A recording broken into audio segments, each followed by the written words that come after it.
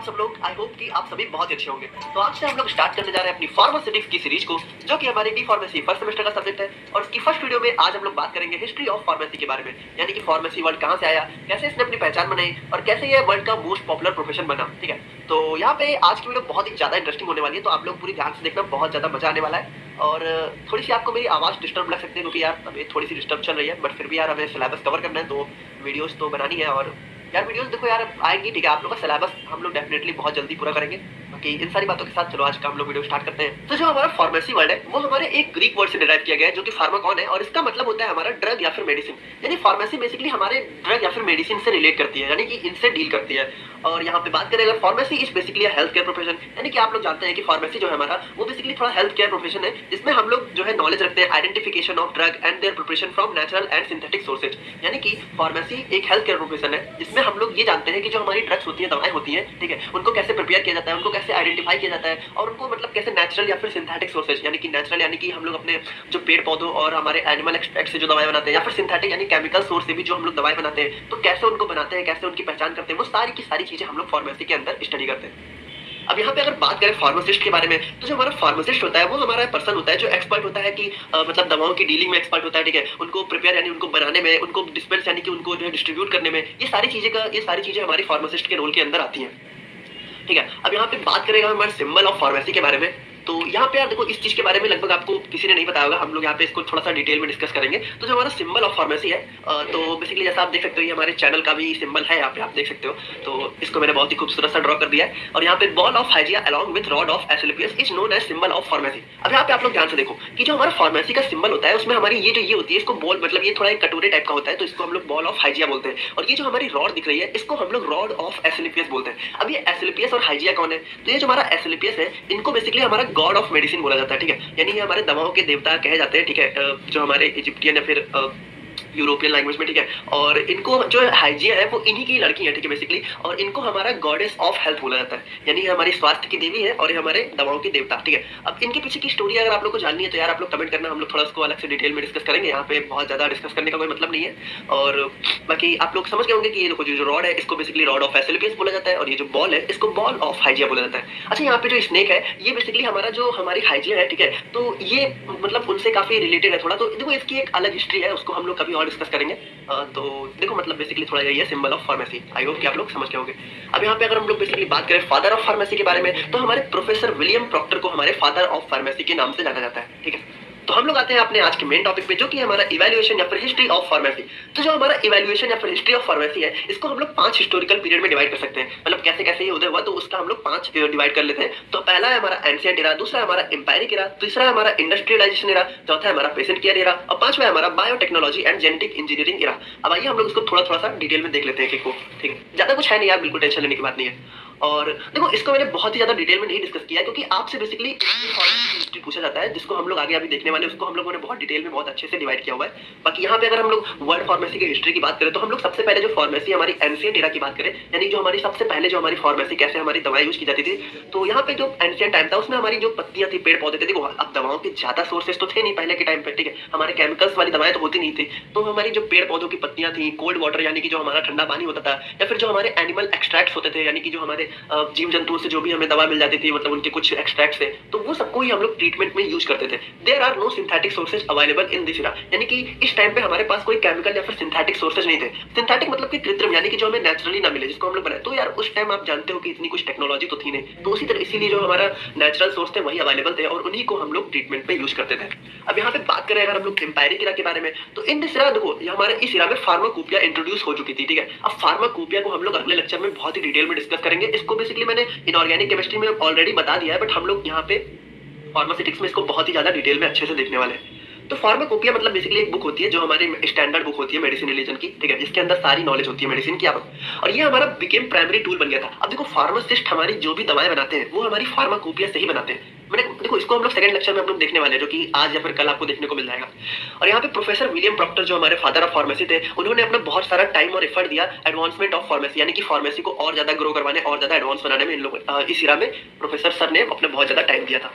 और यहाँ पे अगर बात करें इंडस्ट्रियलाइजेशन इरा की, तो देखो नाम से आप समझ सकते हो कि इस इरा में हमारे development and manufacturing of drugs started on industry level, यानी कि जो ये इरा था हमारा, यहाँ पे बेसिकली हमारी जो इंडस्ट्री थी वो मतलब इंट्रोड्यूस हो चुकी थी, हमारी इंडस्ट्रियां बनने लग गई थी और हमारी जो दवाएं थी उनकी डेवलपमेंट और मैन्युफैक्चरिंग बहुत ही ज्यादा रैपिड और मास लेवल, यहाँ पे देख सकते हो आप, rapid mass production of medicine, यानी कि बहुत ज्यादा, यानी कि मास मतलब क्या, बहुत ज्यादा, और रैपिड मतलब बहुत तेज, यानी बहुत तेजी से बहुत ज्यादा दवाओं का हमारा प्रोडक्शन चालू हो गया था।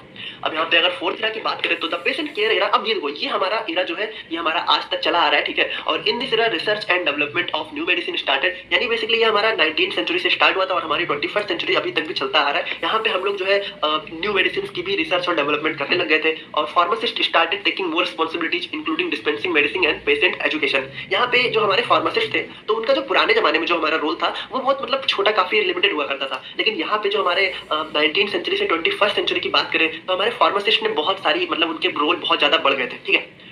और यहाँ पे आज आप लोग जानते हो कि फार्मासिस्ट के लिए कितने सारे स्कोप है और कितना उसका मतलब कौन कौन से उसके काम होते हैं। तो फाइनली हम लोग अब देखने वाले हैं history of pharmacy in India, यानी कि हमारे इंडिया में हिस्ट्री फार्मेसी की क्या हिस्ट्री रही है, कैसे इसने अपना ग्रो किया, कैसे इसने अपनी पहचान बनाई, वो सब कुछ हम लोग देखने वाले। तो इसको बेसिकली हम लोग दो कैटेगरी में डिवाइड करके देखते हैं कि हमारे जो हमारी स्वतंत्रता के पहले हमारी फार्मेसी की क्या हिस्ट्री थी, कैसे इसने ग्रो किया, और हमारी आफ्टर इंडिपेंडेंस हमारे फार्मेसी के फील्ड में क्या क्या डेवलपमेंट हुए। तो बिफोर इंडिपेंडेंस की बात करें तो यहाँ पे देखो मैंने इसको जो है हमारे ईयर वाइज डिवाइड कर दिया है, ठीक है, ताकि आप लोग को समझने में आसानी हो। तो हमारे जो 1842 है इसमें बेसिकली हमारा फार्मेसी पहली बार हमारा गोवा में सर्टिफाइड लेवल पे, ठीक है, यानी पेपर लेवल पे हमारी फार्मेसी जो है गोवा में पोर्तुगीज, यानी कि पुर्तगाल के जो हमारे इंडिया में पुर्तगाल वासी आए थे, ठीक है, उन्होंने हमारी पहली बार उनकी हेल्प से हम लोगों ने स्टार्ट करी, ठीक है, फार्मेसी एजुकेशन सर्टिफाइड लेवल यानी पेपर के लेवल पे। और उसके बाद हम लोग बात करें तो यार 1870 में हमारे मद्रास मेडिकल कॉलेज ने पहली बार लाइसेंसिएट एग्जाम कंडक्ट कराया फार्मेसी के फील्ड में, केमिस्ट एंड ड्रगिस्ट। और उसके बाद अगर हम लोग बात करें तो 1881 में हमारी कंपाउंडर्स जो होते हैं उनकी फॉर्मल ट्रेनिंग कराई गई, वो भी बंगाल में, ठीक है। और उसके बाद यार काफी मतलब लंबे टाइम तक हमारे फार्मेसी के फील्ड में कोई ज्यादा खास डेवलपमेंट देखने को नहीं मिली। और उसके बाद हम लोग जो है 1930 में, ठीक है, 1881 के बाद सीधे 1930 में हमारी जो इंडिया की गवर्नमेंट थी उसने हमारी एक कमिटी अपॉइंट करी under the chairmanship of late R N. Chopra, ठीक है। जो हमारे आर.एन. चोपड़ा एक हमारे कर्नल थे, ठीक है, उनके अंडर में हम लोगों ने हमारी जो गवर्नमेंट ऑफ इंडिया थी उसने एक कमिटी अपॉइंट करी, कमिटी बनाई जिसके लीडर हमारे आर.एन. चोपड़ा थे।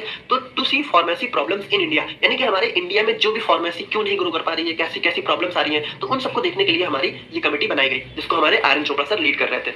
और उसके बाद देखो 1930 में हमारी कमिटी बनाई गई और 1931 में यानी जस्ट एक साल बाद हमारी इस कमिटी ने एक रिपोर्ट पब्लिश की, ये कहते हुए कि हमारा जो इंडिया है, हमारा जो भारत है, उसमें हमारे कोई रिकॉग्नाइज्ड प्रोफेशन ही नहीं है फार्मेसी का, ठीक है। तो जब हमारी ये रिपोर्ट पब्लिश हुई तो उसके बाद हमारे जो महादेव लाल श्रॉफ थे उन्होंने तुरंत ही हमारा जो एजुकेशन था फार्मेसी का उसके लिए हमारा इनिशिएट मतलब उसके लिए वर्क इनिशिएट किया। और उसके बाद हम लोग देखने वाले 1937 में उन्होंने एक बी फार्मा कोर्स को इंट्रोड्यूस किया। तो देखो 1931 में हमारी रिपोर्ट पब्लिश करी और 1935 में हमारे यूनाइटेड प्रोविंस फार्मास्यूटिकल एसोसिएशन का एस्टेब्लिशमेंट हुआ, यानी कि हमारा इसका उदय हुआ। और ये हमारा लेटर मतलब बाद में हमारा इंडियन फार्मास्यूटिकल एसोसिएशन में कन्वर्ट हो गया, ठीक है। और 1937 की बात करें तो हमारे प्रोफेसर महादेव लाल श्रॉफ, अब ये हमारे इंडिया के फार्मेसी एजुकेशन के फादर है, ठीक है। बेसिकली आप इनको father of pharmacy of India भी कह सकते हो। तो इनके बारे में भी हम लोग अभी थोड़ा डिटेल में डिस्कस करेंगे।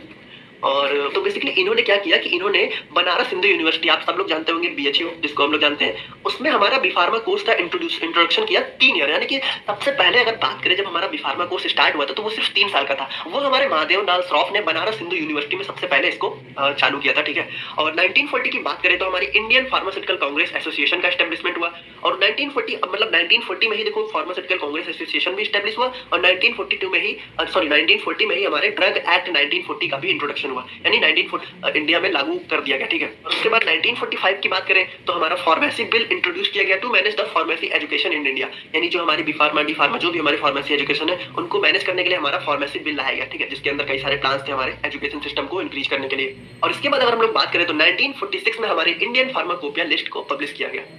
अब हम लोग यहाँ पे देख चुके हैं कि 1947 यानी हमारे इंडिपेंडेंस से पहले हमारी फार्मेसी में क्या क्या डेवलपमेंट हुए। अब हम लोग देखते हैं कि 1947 के बाद हमारे इंडिया में फार्मेसी में क्या क्या चीजें हुई और क्या क्या उसकी हिस्ट्री है। सो आफ्टर इंडिपेंडेंस यानी हमारी आजादी के बाद हमारे देश में क्या क्या फार्मेसी की फील्ड में डेवलपमेंट हुआ है, आइए हम लोग उसको देखते हैं। तो 1948 में हमारे फार्मेसी एक्ट 1948 का पब्लिकेशन हुआ और उसके बाद 1948 में ही हमारे डॉक्टर बी.एन. घोष के चेयरमैनशिप में हमारी इंडियन फार्माकोपिया कमेटी कंस्टिट्यूट की गई, यानी उसको एस्टेब्लिश किया गया। और उसके बाद 1949 में हम लोग की establishment of pharmacy council of India का एस्टेब्लिशमेंट हुआ, जो कि हमारी पीसीआई, जो कि हमारी आज के दिन में हमारा जो भी फार्मा, डी फार्मा जो भी चीजें हो रही है वो हमारी पीसीआई के अंडर में ही अप्रूव होती है। तो आप सभी को भी पता होगा कि हम लोग जो भी स्टडी कर रहे हैं वो हमारी पीसीआई के अंडर में आती है, ठीक है।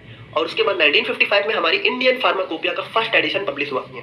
और 1985 की बात करें तो जो हमारे नार्कोटिक एंड साइकोट्रोपिक जो सब्सटेंस है उनके लिए एक हमारा एक्ट प्रोड्यूस किया गया। अब देखो नार्कोटिक जो ड्रग्स होती हैं वो बेसिकली थोड़ी सी नशीली दवाएं होती हैं, तो इनके लिए हमारा एक एक्ट पब्लिश किया गया जिसमें इनकी लिमिटेड यूज या फिर रोकथाम के लिए इनका एक्ट पब्लिश किया गया। क्योंकि यार देखो क्या है ना कि हमारी ये जो दवाएं हैं ये हमारी बेसिकली थोड़ा ड्रग सब्सटेंस होती है, थोड़ा नशीली दवाएं होती है, तो इनका ज्यादा यूज मतलब पहले इनके ऊपर कोई रोकथाम नहीं थी, लेकिन बाद में 1985 में इनके ऊपर एक लाइसेंस लागू किया गया, ठीक है। तो उसके बाद हम लोग बात करते हैं सर एम एल श्रॉफ के बारे में, जो कि father of pharmacy in India के नाम से जाने जाते हैं, ठीक है। इनको हमारे इंडिया में फादर कहा जाता है फार्मेसी का। तो सर एम एल श्रॉफ की बात करें तो इनका जन्म 6 मार्च 1902 को दरभंगा बिहार में पड़ता एक जिला है, ठीक है, उसमें हुआ था 1902 में। और इन्होंने पहली बार बी फार्मा और एम फार्मा एजुकेशन हमारे बनारस हिंदू यूनिवर्सिटी में स्टार्ट किया था। बी फार्मा हमारा 1937 में स्टार्ट हुआ था और एम फार्मा हमारा 1940 में स्टार्ट हुआ था। हम लोग बात करें अपने लास्ट टॉपिक की तरफ बढ़ते हैं कि pharmacy courses offered in India today, यानी आज के दिन में हमारी जो फार्मेसी के फील्ड में इंडिया में कौन कौन से कोर्स ऑफर किए जाते हैं। तो ये आप लोग देख सकते हैं, पहला हमारा डिप्लोमा इन फार्मेसी जिसको हम लोग डी फार्मा के नाम से जानते हैं, दूसरा हमारा बैचलर ऑफ फार्मेसी जिसको हम लोग कर रहे हैं जो कि हमारा बी फार्मा है,